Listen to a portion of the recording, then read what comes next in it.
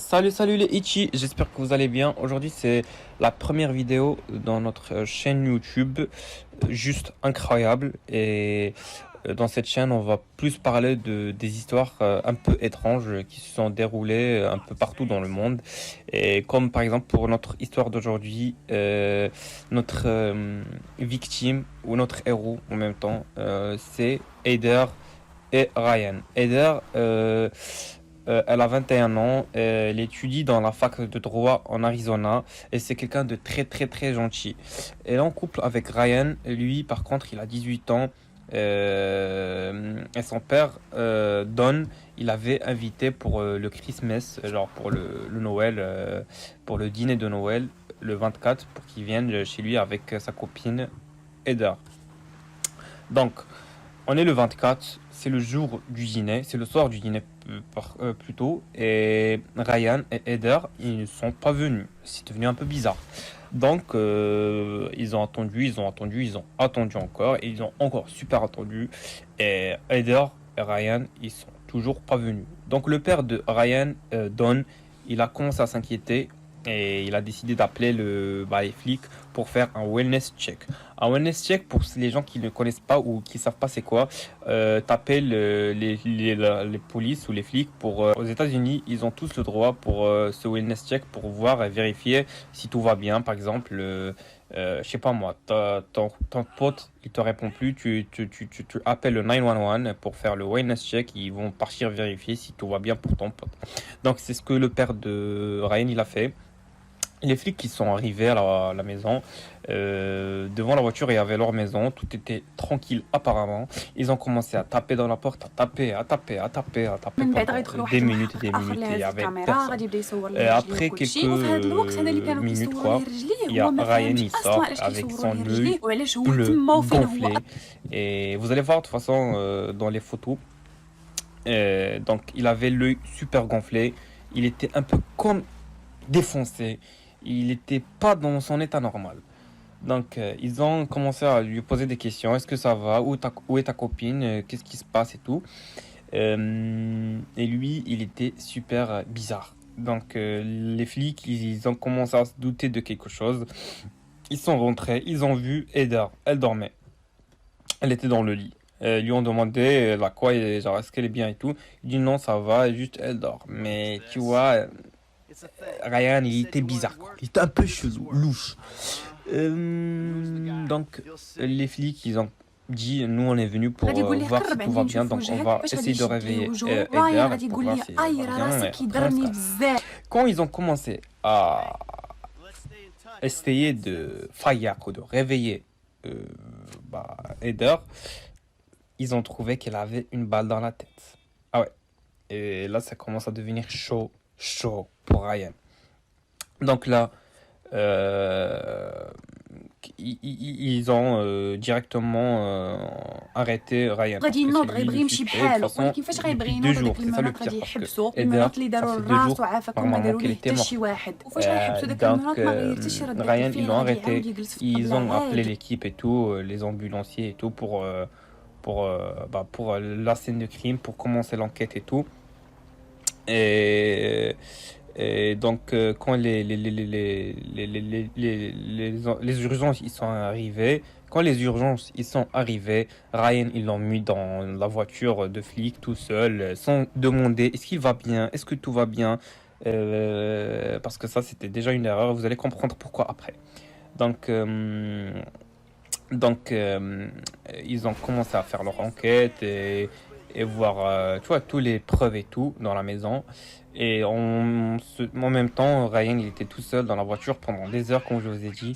Après, ils ont pris Ryan, ils l'ont emmené dans, je sais pas si on appelle ça comme ça, mais dans la chambre d'enquête, tu vois, dans la chambre où c'est le bureau, quoi, où il y a un enquêteur et le suspect, quoi. Et là, c'est là que la fête commence. Ils ont commencé avec Monsieur Ryan. Est-ce que ça va? Est-ce que Ryan, il était toujours super bizarre. Il répondait toujours des réponses. On dirait soit il se fout de ta gueule, soit il est super défoncé, soit il a pris une drogue que personne ne sait c'est quoi cette drogue, tu vois. Donc vraiment, il était bizarre, quoi. Et, Donc, quand le gars, il a commencé à lui poser des questions. Par exemple, ils lui ont posé une question, c'est quoi ton niveau scolaire? Le mec, il a commencé à sortir des réponses super bizarres. Il a commencé à dire, moi, en fait, je suis sorti en seconde. Non, en fait, moi, je suis sorti, genre, tu vois, des niveaux, mais comme ça, aux États-Unis. Donc, en seconde, c'est... non, aux États-Unis, si tu sors en seconde, ils te donnent un diplôme. Il y a un diplôme là-bas, c'est JID. Quand aux États-Unis tu sors avant le bac, bah, tu as le diplôme GID. Et il a commencé à lui dire, est-ce que tu as ce diplôme-là? Et toujours, Ryan, il sort des réponses super bizarres, genre des réponses incohérentes à chaque fois. À un moment, ils ont appelé un autre enquêteur pour prendre des photos de ses pieds. Ils ont pris 43 photos de ses pieds. Et le gars, il était toujours un peu genre bizarre. Il a mis ses pieds dans le bureau et ils lui ont pris ses pieds comme vous allez voir dans l'extrait vidéo de la chambre d'enquête. Mais le gars, il était toujours... il savait pas il avait quoi en fait. Et avant, j'ai oublié de préciser que avant que l'enquêteur il arrive quand il était tout seul, Ryan dans le bureau d'enquête quoi, il était tout seul et genre il était pas menotté parce qu'ils ont vu que Ryan c'était pas quelqu'un de menaçant, c'était pas quelqu'un donc ils ont chacun, tu vois, chaque enquêteur c'est lui qui décide s'ils vont mettre les menottes ou pas et pour son cas il avait pas mis les menottes et c'est lui qui s'est menotté tout seul. Il était assis, il était pas menotté, il s'est menotté tout seul. Et après, il a voulu sortir, genre se lever pour partir chez lui parce que peut-être il était fatigué et tout. Et il savait pas que c'est lui qui s'est menotté tout seul. Donc le gars, il était chelou. Il faut pas oublier ça. Le gars, il est un peu pas très dans son état normal, quoi. Et à chaque fois, il dit, il sait pas, il répond pas. Et l'enquêteur, il pose des questions. Comment elle est morte? Est-ce que tu savais, elle est morte? Il a tout fait, il a posé plein de questions. Et à chaque fois, Ryan, il était bizarre encore une fois, quoi. Après des heures et des heures et des heures et des heures d'enquête, Ryan, l'enquêteur, il lui pose une question qui va un peu le réveiller. Il lui a dit, on a trouvé une femme morte chez toi. Il a dit, est-ce que c'est Heather? Et lui, il a répondu, bah non, l'enquêteur, il a dit, non, je sais pas, ben, c'est toi, tu dois nous dire. Il y a une femme, parce que ça, c'est sérieux. Et l'autre, Ryan, il pense qu'il va sortir et il sait même pas, il fait quoi. On peut le remarquer dans les extraits que, on va dire que ses réactions, elles sont un peu naturelles. On, on, on peut, on va pas dire qu'il ment, tu vois, on sent qu'il est pas, qu'il joue pas un rôle, quoi. Du coup, le gars, quand il a posé la question sur Heather, quand il a dit que elle était morte, qu'il y a une fille morte chez lui, c'est comme si il a pris un coup. C'est comme si il s'est un peu réveillé. Et c'est là il a commencé à dire non, en fait, il y avait trois personnes, ils sont arrivés, deux personnes, ils sont arrivés chez moi. Non, trois personnes, ils sont arrivés chez moi. Chaque fois, il dit un truc. Et après l'enquêteur, il a vu que c'était vraiment louche. Et il a vu son œil, il était encore super gonflé. Et il s'est approché de lui euh, pour voir sa tête. Et une fois, il a vu sa tête, il a vu qu'il avait des trous. Un trou, quoi. Et ces trous-là, trois trous, même pas un trou, il y avait trois trous. Et c'était causé par une seule balle. Donc, donc, euh, donc, c'était vraiment très, très, très, très exceptionnel. Genre, c'était un peu miraculeux ce qui lui arrivait parce qu'il a pris une balle, ça lui dans son œil et il avait dit que j'ai pris une balle dans son œil, mais il n'avait pas cru. Il dit si tu avais vraiment pris une balle dans ton œil, tu serais pas là en train de me parler parce que tu serais mort. Il a dit, mais moi j'ai pas compris. Et donc là, l'enquêteur, il a commencé à appeler les médecins et tout pour voir si vraiment tout se passe bien pour Ryan.